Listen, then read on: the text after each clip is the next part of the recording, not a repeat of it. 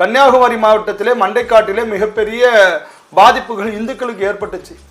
அப்ப இந்துக்களுக்காக குரல் கொடுக்க வேண்டும் என்கின்ற உணர்வோடு அன்றைய தினம் முதலமைச்சராக இருந்த எம்ஜிஆர் அவர்களுடைய ஆட்சி காலத்திலே உருவாக்கப்பட்ட இயக்கம் இந்து முன்னணி.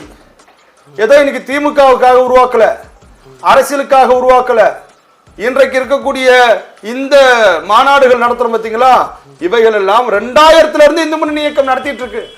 2000வது வருஷம் நடத்துச்சு, 2005 நடத்துச்சு, 2010 நடத்துச்சு, 2015 நடத்துச்சு.